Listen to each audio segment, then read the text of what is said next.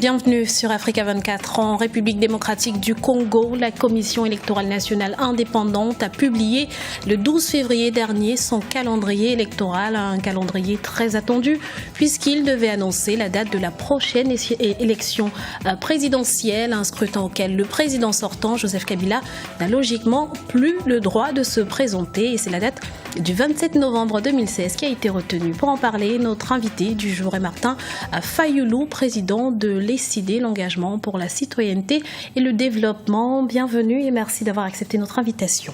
Merci beaucoup. Alors dites-nous, monsieur Fayulu, quels seront les enjeux de ce scrutin de 2016?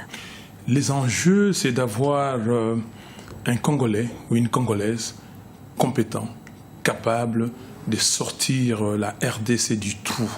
Parce qu'aujourd'hui, la RDC est nulle part. Le pays est devenu la risée du monde entier. La RDC est surnommée capitale mondiale du viol. La RDC, dans l'indice du développement humain, est presque dernier. La RDC, il n'y a pas d'infrastructure, il n'y a rien. La RDC a exécuté en 2014, c'est-à-dire l'année dernière, un budget de 5 milliards de dollars seulement, avec plus de 70 millions d'habitants. L'Angola, pays voisin, a exécuté un budget de 70 milliards de dollars avec 18 à 20 millions d'habitants.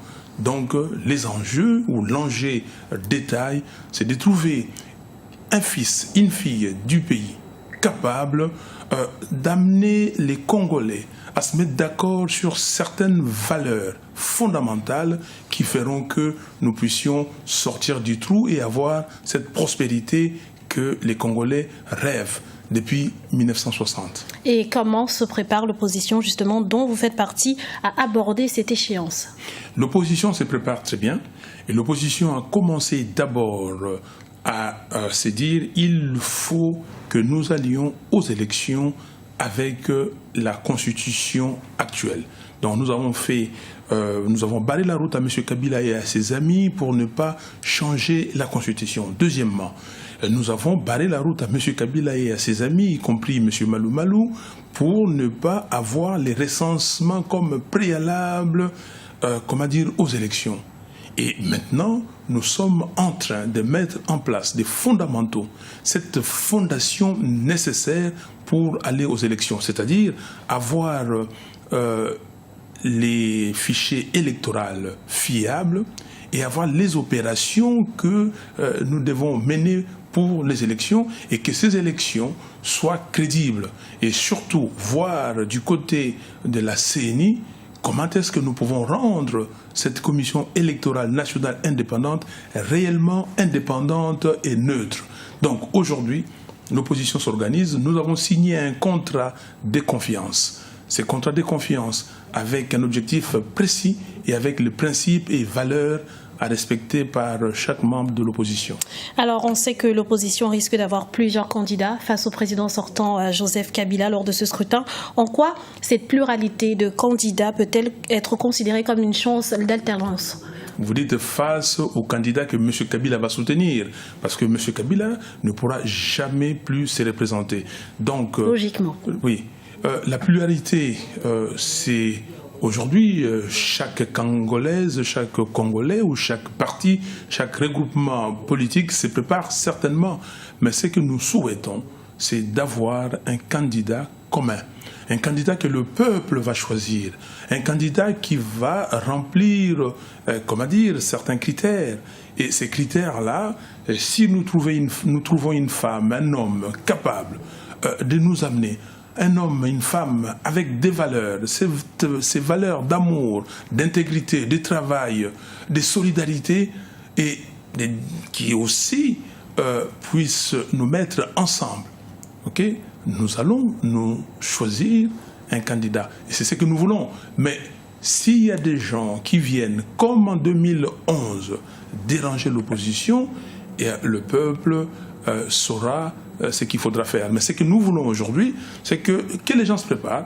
Si nous pouvons même trouver une sorte de primaire dans l'opposition avec le peuple, et ça sera une très bonne chose.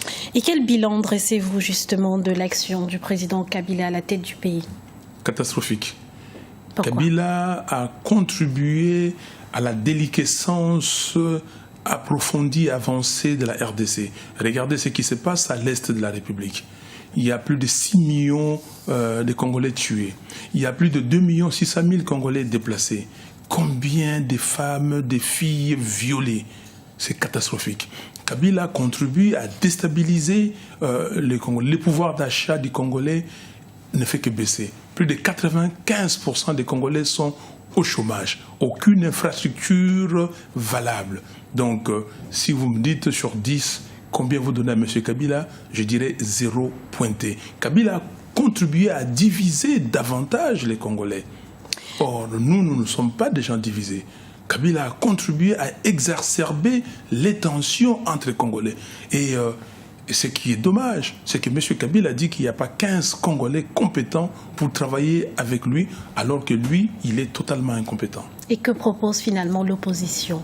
L'opposition propose un homme, une femme, avec des valeurs, avec des compétences pour sortir les Congos du trou, pour que les Congos soient réellement le centre du développement de l'Afrique tout entière. Et ce sera le mot de la fin. Merci, Monsieur Martin Fayulu, d'avoir répondu à nos questions. Je rappelle que vous êtes le président de l'OCDE, l'engagement pour la citoyenneté et le développement. C'était l'invité du jour. Nous vous remercions pour votre fidélité. Restez sur Africa 24, l'information continue.